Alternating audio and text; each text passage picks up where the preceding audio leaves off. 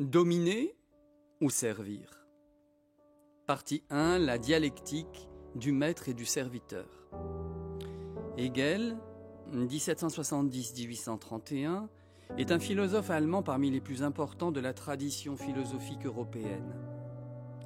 Sa manière de concevoir le rapport à autrui est négative et tragique. Il l'exprime dans des pages fameuses de son ouvrage Phénoménologie de l'esprit, publié en 1807. À la base de la relation, Hegel pose une instabilité, un déséquilibre qui génère le conflit. Il considère que cette conflictualité est constitutive de la condition humaine. Il ne s'agit pas pour lui d'une opposition qui aurait lieu à l'intérieur de soi entre deux tendances, non. Le conflit est, pour Hegel, conflit entre les deux consciences de soi de deux individus distincts qui entrent en opposition. Hegel évoque alors ce qu'il nomme la dialectique du maître et du serviteur. Le terme de dialectique contient en lui les notions de tension, d'opposition entre deux éléments. Je n'envisagerai pas ici tous les aspects de cette dialectique chez Hegel, mais arrêtons-nous sur les termes de maître et serviteur. Évoquer la relation interpersonnelle sur le mode des rapports maître-valet, c'est poser dès le départ une inégalité, celle du dominant sur le dominé. Par voie de conséquence, c'est aussi une manière de nier l'identité entre l'un et l'autre. Ces considérations philosophiques ne reposent pas sur des données sociales, politiques. Hegel parle bien sur le plan moral de la condition humaine en général. Chez lui donc, le rapport de soumission de l'un à l'autre est premier et il génère le conflit. Le maître considère le serviteur comme une chose à son service. Il refuse de voir en lui son semblable. Le serviteur, lui, vit dans la peur du maître qui le domine. Partie 2, efficacité de la manière de penser de Hegel. De la proposition faite par Hegel avec la dialectique du maître et du serviteur, et si l'on passe du plan philosophique au plan politique, il résulte que ce qui fonde le rapport social entre les êtres humains n'est pas la paix, mais au contraire, la guerre. Bien sûr, Hegel a pensé dans son système philosophique la possibilité pour le serviteur d'acquérir la reconnaissance de soi et pour la société la nécessité du droit. Toutefois, dans cette partie, je veux seulement considérer de manière générale les conséquences d'un mode de pensée inégalitaire. L'inégalité peut être envisagée de multiples manières. Inégalité physique, le droit du plus fort tel que l'a pensé Darwin. Inégalité raciale, théorie raciste définissant la supériorité des uns sur les autres. Inégalité culturelle, prétention d'une culture à s'imposer comme supérieure aux autres. Ce fut le cas de l'Europe, comme cela apparaît dans le colonialisme.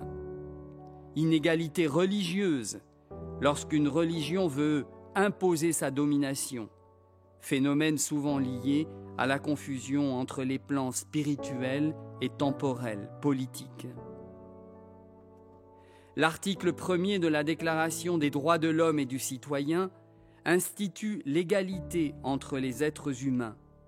Une société régie par le progrès devrait, dans le domaine de la justice, avoir avancé sur la voie de l'égalité. Force est de constater que la guerre et les inégalités sont loin d'avoir été éradiquées de notre monde. Troisième partie, perspective biblique.